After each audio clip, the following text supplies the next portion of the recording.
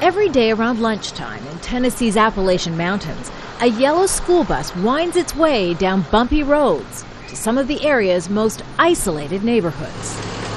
Janet Morrow is the bus driver. For 6 hours a day, she delivers lunches to children who would otherwise go hungry because their parents can't afford to feed them. A lot of them probably don't have gas money to come to where we're at in Irwin, to feed their kids. Come on, guys. So the food bank Morrow works for comes to the kids. None of the parents would speak to Al Jazeera on camera or allow us to show their children's faces, but they want their story reported. They say despite working 2 and even 3 jobs, wages are so low in this region, many families rely on government assistance and food banks just to eat. This program to feed hungry kids in northeastern Tennessee comes at a critical time.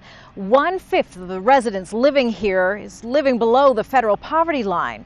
And of those households with children, more than 80% can't afford to feed their kids regular meals all of the time.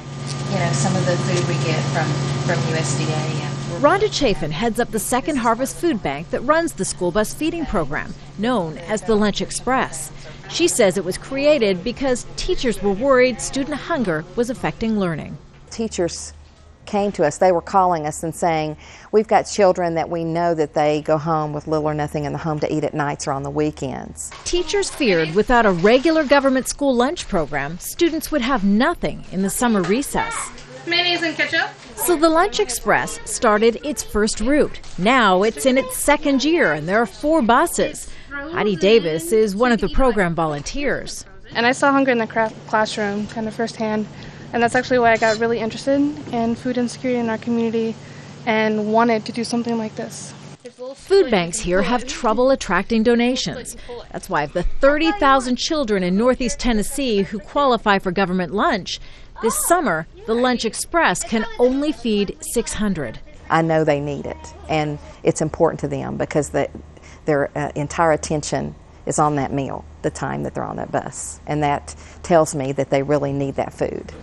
Bye, everybody. So Chafin is hopeful that next summer she'll have the donations to operate even more buses to feed the thousands of children that this summer remained hungry.